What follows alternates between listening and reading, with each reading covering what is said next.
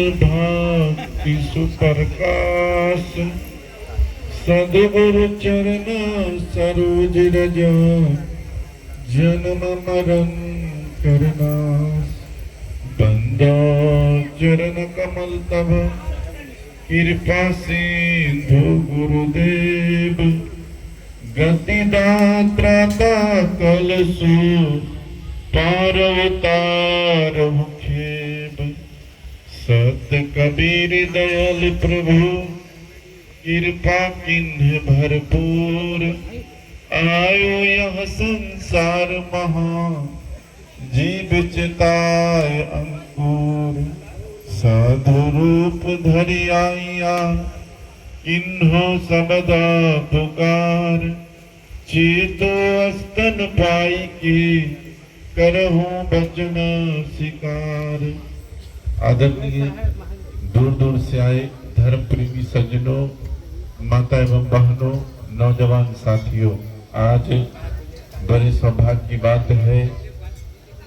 राजगीर के अंतर्गत सत कबीर वचन वंशी कबीर आश्रम के द्वारा हर साल की भांति इस साल भी सदगुरु कबीर सत्संग समारोह का आयोजन किया गया है, जिसमें हम लोग बहुत समय से भजन के माध्यम से हो, उपदेश के माध्यम से हो, सदगुरु कबीर साहब के विचारों को सुन रहे थे। इसी संदर्भ में साहब के विचारों में से एक दो पंक्ति को रख रहा हूँ। बोलिए सदगुरु कबीर साहिब के। साहब इशारा करते हैं, जीवन जोबन राज मदा अभी चल रहा न कोई, जो दिन जाए सत्संग में जीवन का फल होए। सदगुरु कबीर साहब इशारा करते हैं, हम मानव प्राणी को यह मानव जीवन जो मिला है, यह मानव जीवन में कोई भी चीज जो है रहने वाला नहीं है। जिसका निर्माण है उसका एक दिन नाश है, चाहे वो शरीर हो, धन संपत्ति हो, पद प्रतिष्ठा हो, रुपया पैसा हो, गाड़ी बंगला हो, सभी चीजों का नाश है, एक समान नहीं रहने वाला है। हम लोग अगर इस शरीर का अगर बल प्रयोग करें, ज्ञान का प्रयोग करें, बुद्धि का प्रयोग करें, तो समय के अनुकूल हम लोगों को प्रयोग अगर करना है तो इसको सदुपयोग करना है, न कि दुरुपयोग करना है। अगर आपने बुद्धि का अगर दुरुपयोग किया तो यह मनुष्य के विपरीत हो जाएगा। आपके अगर बल है तो बल का भी हम लोगों को सदुपयोग करना है, ज्ञान का भी सदुपयोग करना है, दुरुपयोग नहीं करना है। अगर आपने दुरुपयोग किया तो फिर आपको क्या होगा, पछताने की जरूरत होगा। यह मनुष्य का जीवन दोबारा मिलने वाला नहीं है। आपने 84 लाख योनि भटकने के बाद यह मनुष्य का तन पाया है। अगर इसमें अगर आप भक्ति करने से हो, सेवा करने से हो, एक दूसरे के सुख दुख के साथी होने से हो, अगर आपने चूक गया तो यह मानव जीवन दोबारा मिलने वाला नहीं है। आपको क्या होगा, फिर आपको हाथ मलना पड़ेगा। हम लोगों को यह हम लोग देखते हैं, कोई भी संस्था होता है, चाहे वो आपका घर परिवार से लेकर के मठ मंदिर हो, जमीन जाल हो, यह जो है परिवर्तनशील है। आज आपके हाथ में है, कल किसी और के हाथ में, परसों किसी और के हाथ में। हम लोगों को जब तक अगर पद मिले, कुर्सी मिले, वैसा हम लोगों को काम करना चाहिए जो उस पद से हो, वह प्रतिष्ठा से हो, वह बुद्धि विवेक से हो। आपके जाने के बाद लोग याद करें जो अमुक व्यक्ति था, संस्था को आगे बढ़ाया, संस्था के हित के लिए काम किया, धर्म के हित के लिए काम किया, वैसे कर्म को अपनाना है। और यह हम लोगों को हमेशा प्रयास रखना चाहिए। जब आपका यह शरीर नहीं है तो घर द्वार कौन कहता है रहने वाला है, जमीन जाल को कौन कहता है रहने वाला। तो भौतिक सुख से हम लोगों को सुख नहीं होगा। भौतिक सुख से क्या होगा, सुविधा हमारे घर में आ सकता है, सुख नहीं। सुख कभी भी हमारे पास होगा तो अंदर आत्मा में।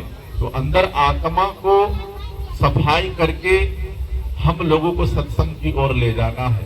और यह जो राजगीर के द्वारा यह जो सत्संग का आयोजन किया जा रहा है और यह मठ जो आज विकसित है, यह जो है महंत सतलोकवासी प्रभु साहब का त्याग है, बलिदान है, उनका यह हुआ कर्म है।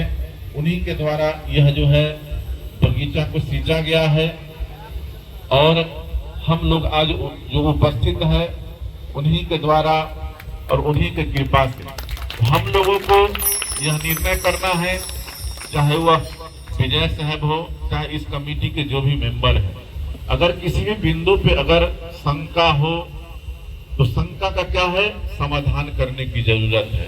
अगर इसका क्या होगा, जो अगर कोई इसका मेंबर है, अध्यक्ष है, उपाध्यक्ष है, संचालक है, प्रबंधक है, तो विजय साहब भी अपने मन में यह भाव रखे, जो जहां पर किसी भी मैटर पर अगर शंका हो तो उस शंका को दूर करने का काम करे।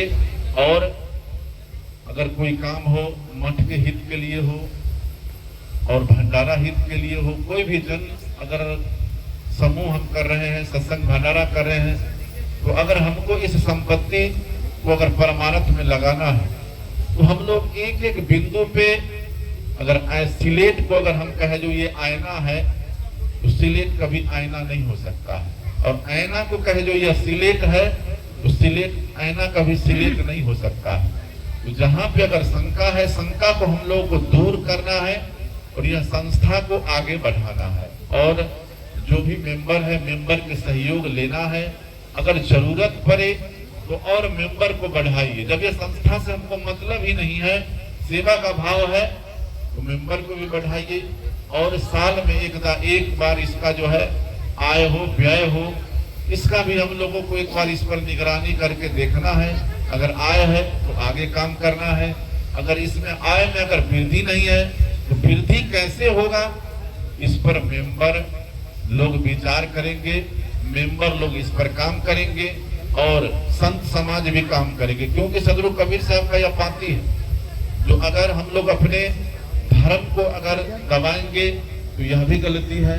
हम लोग यह भी सुनते हैं सत्संग में, जैसा को तैसा कहो, अगर वैसा नहीं कहेंगे तो वो भी समस्या है।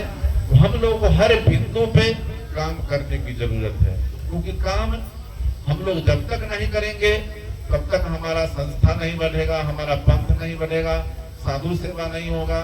क्योंकि एक एक बिंदु पे हम लोगों को काम करने की जरूरत है।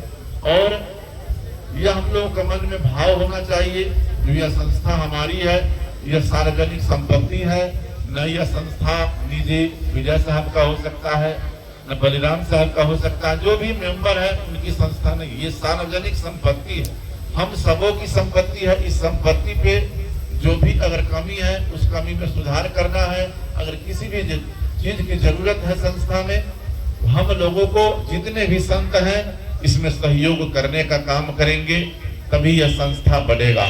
अगर एक विजय साहब चाहे जो यह संस्था बढ़ जाए, यह संभव नहीं है। एक एक लोगों का सहयोग चाहिए, एक एक लोगों का प्यार चाहिए, एक एक लोगों का आशीर्वाद चाहिए, तभी हम लोग आगे बढ़ सकते हैं और विकास की ओर जा सकते हैं। और हम लोगों को अपने अंदर की कमी को सुधार करना है, तो समझ लीजिए यह भी एक सत्संग है। अगर अपने अंदर की कमी सुधार नहीं हुआ तो सत्संग में हम बैठे हुए हैं लेकिन सत्संग नहीं होगा। सत्संग का मतलब है सुधार की भावना होना। तो हम लोग यह संकल्प ले, प्रभु साहब की कीर्ति को आगे बढ़ाना है, संस्था को आगे बढ़ाना है। और हम लोगों का विचार में अगर कहीं भी अगर भेद है तो एक रूपता लाना होगा। और विजय साहब को भी यह सभी मेंबर से विचार करना चाहिए, और विचार करके अगर जरूरत हो तो और मेंबर बढ़ाइए। कोई अगर आपका सहयोगी नहीं बन रहा है और संस्था को आगे बढ़ाइए। इतना ही शब्दों के साथ हम अपनी वाणी को विराम देते हैं। बोलिए सदगुरु कबीर साहिब की।